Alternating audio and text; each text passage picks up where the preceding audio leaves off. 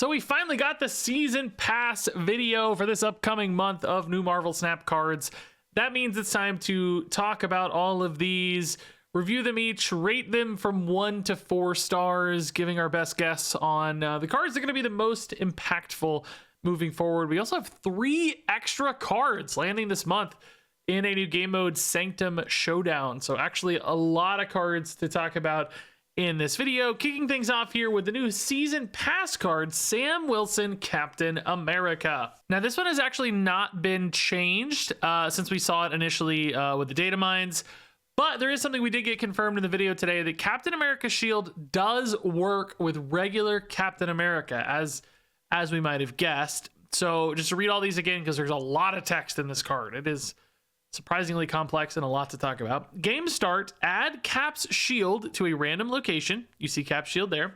Ongoing, you can move Cap's shield.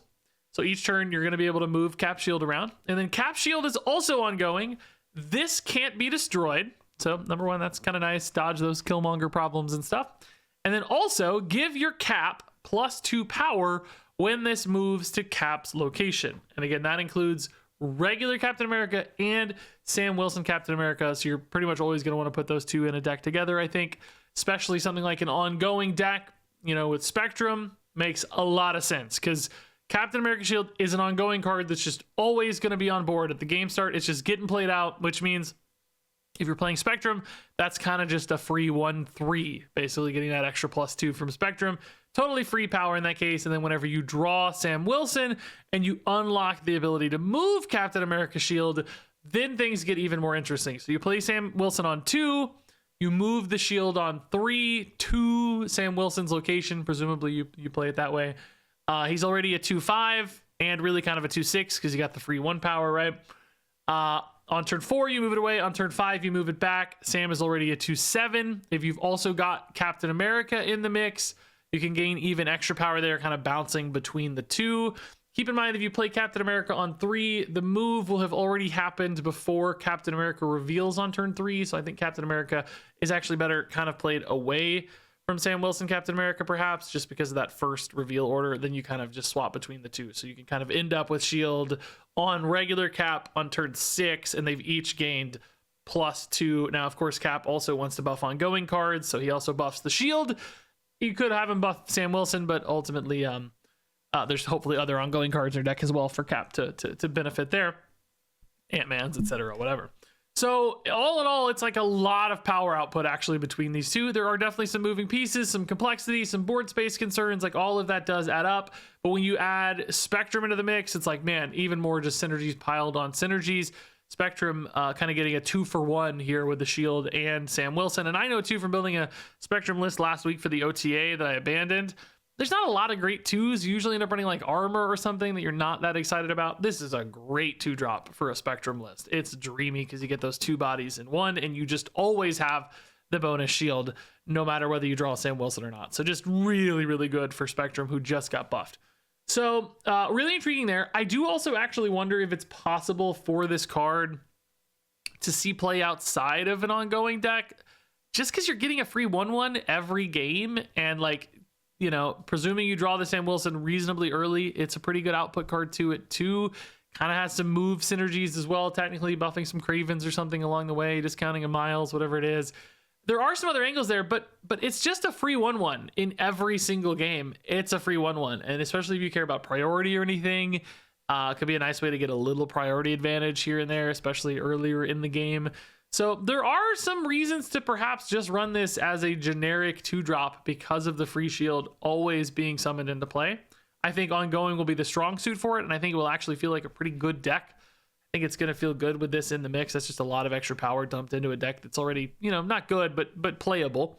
So I do see a couple paths here for Sam Wilson Captain America. Multiple decks could care about this. All decks could technically care about this, and ongoing looks really, really good from a fit standpoint. All right, so moving on to our next card here, Joaquin Torres, Falcon. This one got a small change since we last saw it. It's now a 3/4 instead of a 3/3, so maybe it wasn't testing all that well. Got a little buff. The effect ongoing, the on-reveal abilities of your 1-cost cards here happen twice. So Potentially boosting some of those good one cost on reveals, the hoods and the silver sables and the Korgs and the Icemans and the Nikos and the Rockets and all those classic kind of bouncy style one drop cards, suddenly duplicated with Joaquin Torres, which, it's definitely in the same space as bounce, but a little bit of a different direction, because often with bounce, you cared about the fact that you were playing them. So, in other words, setting up a hit monkey or buffing a bishop or whatever. This is less about the act of playing them and more about realizing the benefit of their on reveals. So you do lose kind of 1 point of bonus with this, as opposed to, like beasting the cards. Suddenly this is not a great enabler necessarily for hit monkeys or whatever, or bishops. It's more about just the on reveals themselves, which some cards do benefit more than others, like, Silver Sable or Rocket or something are probably just really happy. Hood, even the on reveals going off multiple times is awesome. So it does make me nervous though, for a couple reasons. Number one is like board space. You kind of, lock yourself out if you're really maximizing this, and then, you can't really bounce after the fact. You don't want to like bounce your Joaquin necessarily. Like, you could bounce it with a beast and like try to set up some crazy turns, but it's just a lot of cost and moving pieces and weirdness.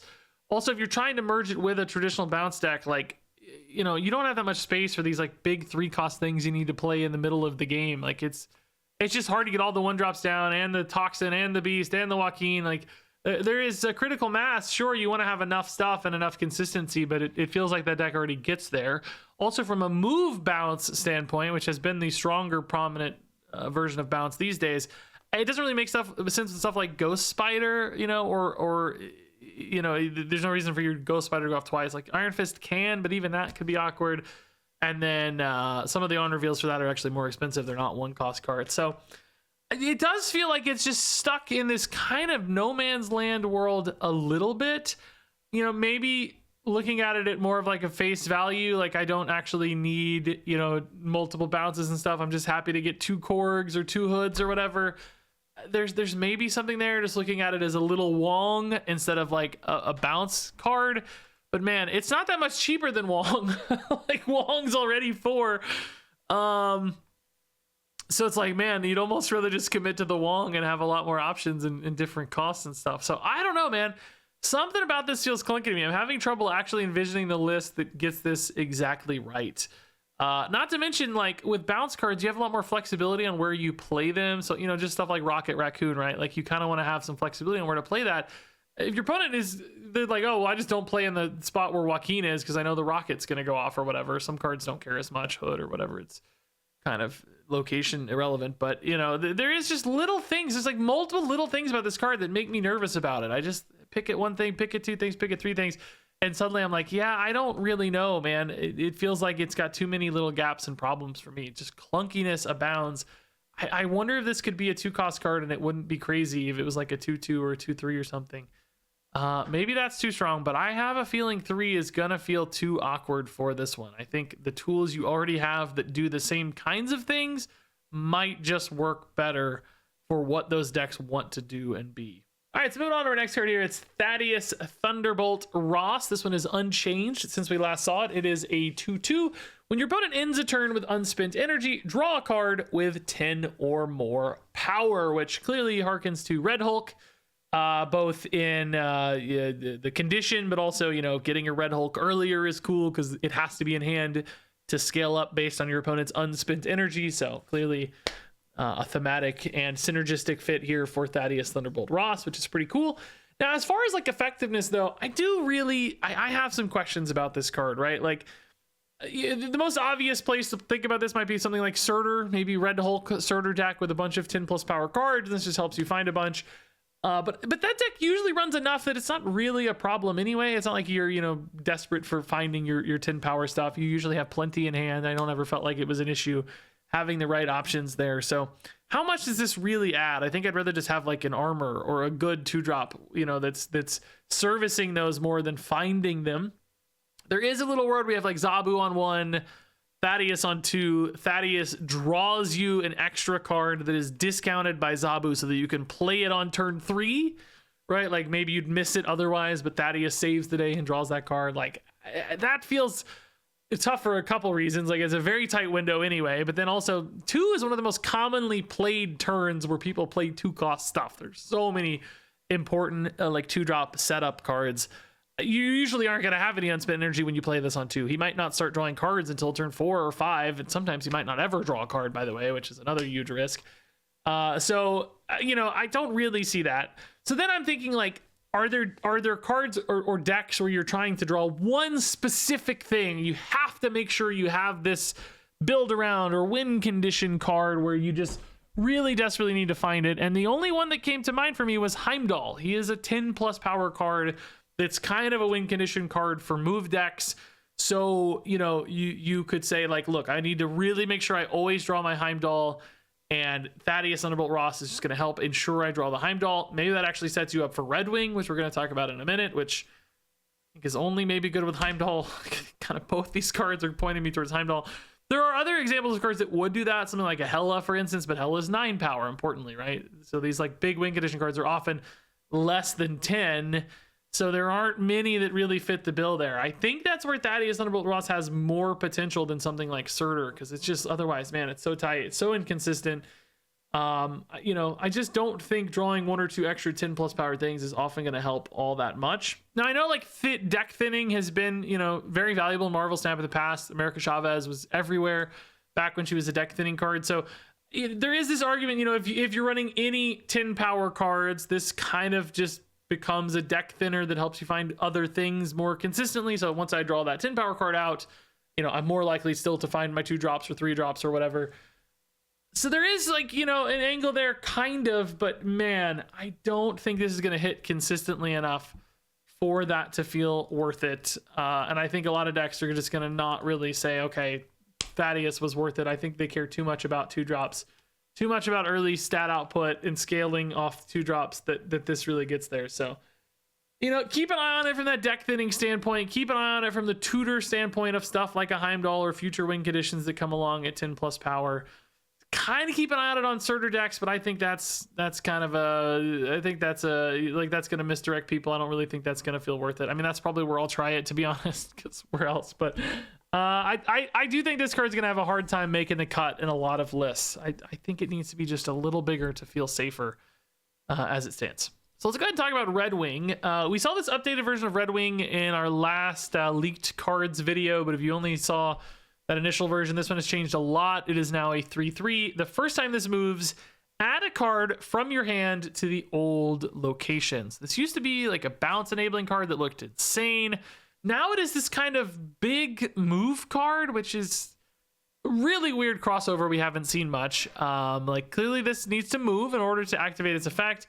And to pay this effect off, you obviously want to summon something big from your hand, right? You almost think of it like a Dracula or something, where you like Dracula dump. You want to dump out all the small stuff and then leave 1 or 2 big things in hand, and then your Redwing summons that big thing, which is kind of a deck building requirement, right? You have to have something to move this, number one, and then you have to have the big payoff cards, because pulling a 2 or 3 drop or whatever is not going to feel worth it. Like, yes, it's free, but that's not really the right way to think about this, because you spent energy on Redwing. You're playing a really bad 3/3. You have to have payoffs that are worth it, because there's absolutely opportunity cost. You can't just say, oh, he summons a card for free. Well, no, you played a really bad 3/3. You could have played an awesome 3-drop instead, and you have to run some move synergy stuff too. So there's both opportunity costs from the energy spent, the power sacrificed, and the enabler. Like, that's another card you have to commit to this game plan,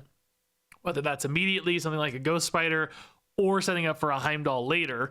You have to support this in order to make it worth it. And how much do you have to support it? Is 1 Heimdall enough? So you saw me tease in that last card, right? Like, you could have a deck that tutors Heimdall specifically, runs a bunch of big stuff that's pulled to hand, and has a Redwing. Like, maybe there's something interesting there, right? Like a big Heimdall deck. Maybe Surtur, maybe not. We've actually seen Heimdall experiment with Surtur a little bit this week with Ares. Where you're just running Thaddeus to make sure you get a Heimdall 100% of the time. You have a Redwing in there as one of your few smaller cards. You play the Redwing wherever, and then you're going to get a Heimdall very often, not always, but because of Thaddeus, very, very often, hopefully reliably. And then, you have Heimdall to pay off both some surprise factor, although I guess it won't be that surprising if this deck becomes popular, that moves your Redwing, that pulls, a big Magneto, Infinite, whatever to board, that certainly makes Redwing worth it.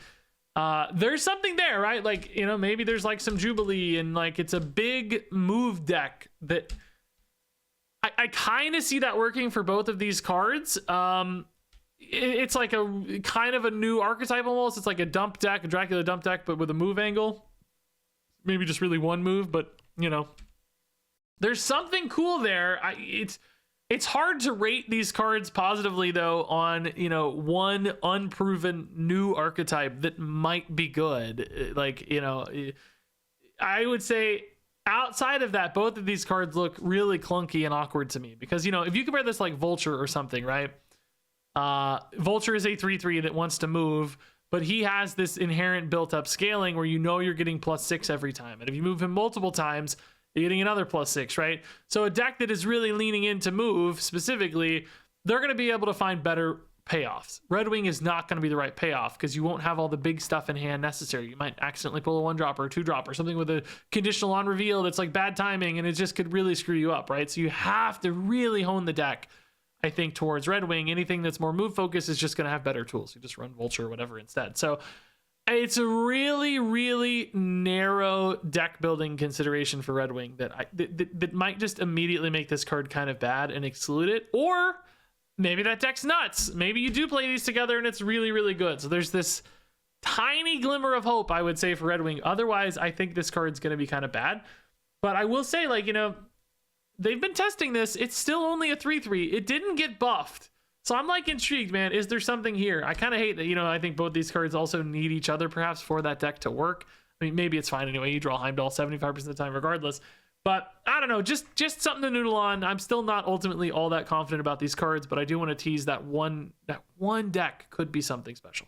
So moving on over to Diamondback. This is still a 3/3 ongoing. Enemy cards here afflicted with negative power have an additional -2 power, which this is really nice as an ongoing card, right? Just play this down whenever, and if you've got some affliction stuff lined up for later, hazmat, whatever it might be, then this kind of doubles down on that, quickly becomes a 3/5, a 3/7, a 3/9 in total output pretty easily, gaining effectively an extra 2 power swing every time. So this can kind of single-handedly lock down a location almost. Between this and those other afflictions, like you're just going to be putting out some really, really big swings on Diamondback. So whether it's like soloing it or just locking it in for sure, lock down one spot with Diamondback, lock down another with Ajax, like that's a 1-2 punch that seems really, really good to me for these affliction style builds, of which we've had some really good affliction stuff in the meta. I feel like I never really play it that much, but the data on it's always great. Like I don't see it that often, but it's just always had really, really good data, these Ajax affliction decks. So I do think this is a really natural slot into that deck. Can kind of be played early on 3, which there's some weirdness there where the opponent can kind of avoid the location a little bit, but that might still be fine if you're just securing another spot with Ajax anyway. Who cares? So, whether played on 3 or whether played as a surprise late for a big swing, like they've already played 4 cards, you slam a Diamondback and a hazmat on 6, that's still kind of insane. Still makes Ajax big on 5. It can be a monster swing or a preemptive swing. Both of which seem valuable. The fact that it's ongoing essentially just makes it really, really good, I think. So this looks great for that kind of package. So moving on to these next 3 cards. These were confirmed to be coming with the new game mode. It's called Sanctum Showdown. It looks pretty cool. It's like a fun little twist again on the regular Marvel Snap recipe. We're going to get Laufey, Gorgon, and Uncle Ben, all of which we've seen like forever ago. Like, man, these have been, well, maybe Gorgon wasn't that long ago, but we've seen these forever ago. We wondered when they were going to join the game. Finally, all 3 are coming in one game mode. I don't know how much grind it's going to take to get these, but probably a lot if I had to guess. But let's revisit these. It's been a long time. So Laufey is a 4/5 on reveal. Steal 1 power from each other card here. So steal, of course, means he's going to take 1 from them and gain 1 himself. So it's effectively a 2-point output every time that happens. So there's 1 card. He's effectively a 4/7. Again, he's actually a 4/6, but he's stealing 1. So when I say effectively, I have to explain this every time. Effectively, we're talking about the total amount of power he has swung in a given game. Luke Cage changes it, but effectively. If there's 2 cards, he's a 4/9, 3 cards a 4/11, etc. Which is pretty good. Like that's nice. You know, he gets up to that 4/7, 4/9 range that's competitive pretty quickly. Not to mention, obviously, that this synergizes with other cards, your Ajaxes, your Diamondbacks, etc. So not only is it, you know, output from him, but it's also synergy for a deck that certainly cares about afflictions in that regard.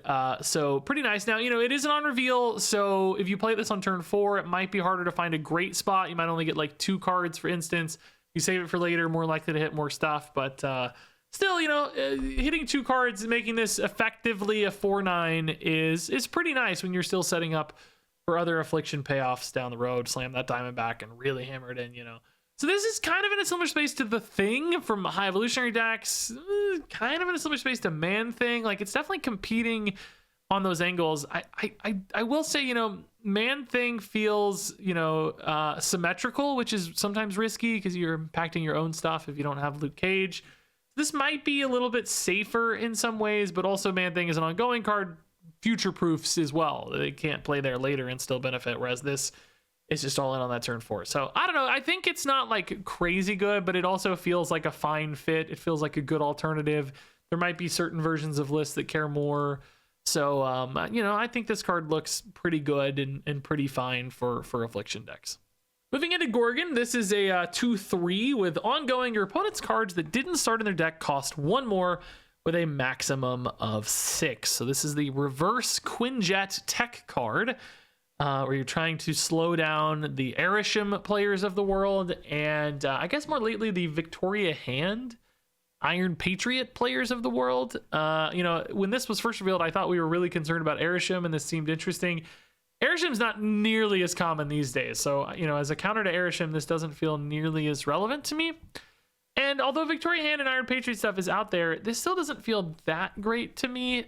It's like, you know, it's like just like 1 or 2 extra costs throughout the course of a game, maybe in those decks, sometimes 3 or 4. There's also stuff like, you know, maybe swarms, you know, there's a handful of things that do line up for Gorgon, but ultimately asking you to commit a card in your deck to occasionally inconvenience occasional opponents, you know, not like every opponent's going to be inconvenienced by this necessarily. It's a hard ask. A lot of decks just aren't going to want to make room for this. I will note that it's an ongoing card. As I mentioned previously, ongoing decks don't necessarily have a lot of great 2-drop options. So maybe this is something you put in your ongoing deck as a 2-drop because you just don't care about armor that much. And it's like, okay, this has some occasional disruption value. It's a nice tech card. I'll just run it in my ongoing deck. That's one possible home for this. I don't really expect this to have a regular deck outside of that or a regular home. This is maybe something people play as they get frustrated against Arishem. Maybe as metas rise and fall, those decks come into fashion. Somebody gets annoyed, they throw a Gorgon in there. A fun little disruption card, but probably not one we see super consistently. But I'm still glad ultimately that it does exist, even if it might be a little bit hard to access. That part kind of sucks. And then finally here, Uncle Ben is finally appearing in Marvel Snap. This card has been in the game files literally, I think, since like the beginning. Had some changes and stuff, but he's finally here for real. I think he's the same as we saw him last time, although admittedly Spider-Man has changed since we saw him last time. So Uncle Ben is a 1/2. On reveal, when this card is destroyed, replace it with Spider-Man. Spider-Man used to be a 3/5. Now Spider-Man is a 2/4. So does make the resulting body out of this a little bit smaller, but this is basically a Bucky Barnes, right? You know, that's a 2/1. You destroy, you get I think it's a 7 power card now, right? So for half the energy, you get a 4 power card instead of a 7 power card. I don't think that's great. Like, Destroy decks haven't really been going down that Bucky route so much. It's usually been more of the kind of Deadpool route, or even sometimes like Nimrod routes. You could envision like a tempo Destroy deck a little bit that's running like this and Bucky and just trying to get some power down early and not going for like crazy high rolls like the Deadpools of the world. It's possible that's okay. You know, I think probably like a beginner Destroy decks or people without a full collection, this would be totally fine to weave into your deck. It's like, I don't have every card I need for my Destroy build. Uncle Ben probably feels like a reasonable inclusion. I don't think we see any like Destroy move hybrid stuff necessarily.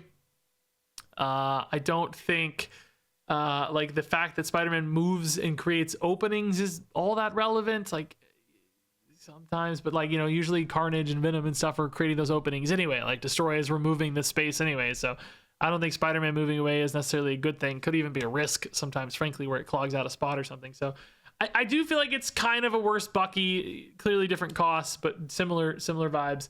So maybe a little bit less big or reliable Bucky that doesn't weave in as easily into deck lists, despite being one cost. So ultimately, fine, okay. It's not going to hurt you if you run this one, but I don't think this changes the story decks or opens up anything new for that archetype. It's just okay at best.